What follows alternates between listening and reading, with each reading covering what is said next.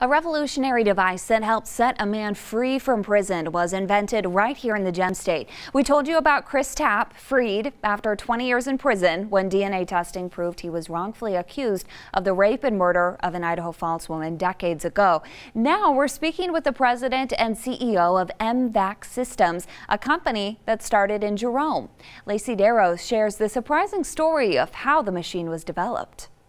Nearly 40 years ago, Dr. Bruce Bradley was living in Jerome, operating a lab that worked with the dairy industry, until something happened that struck a chord.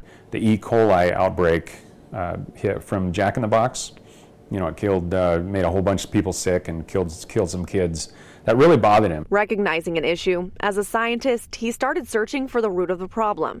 That's when he realized when analyzing beef for E. coli, they were using a small sponge to wipe over the beef carcass, which works great if the contamination is on the surface. If it's in the cracks and crevices down in deep inside the actual meat, then that may not get it. So Dr. Bradley started searching for a way to get deep down into crevices. One day, he got an idea. A wet vacuum that can suck up cells. So he got out some tubes and built one. A few years and a few prototypes later, they launched the product, but it didn't take off like they'd hoped.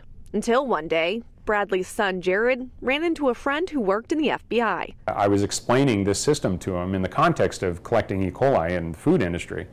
And he just kind of said, well, you know, something like that would be really cool on some of my crime scenes. So they took the system down to a lab and had it tested to see if it would work. They came back and they were saying, we've never seen recoveries like this. It's just absolutely amazing.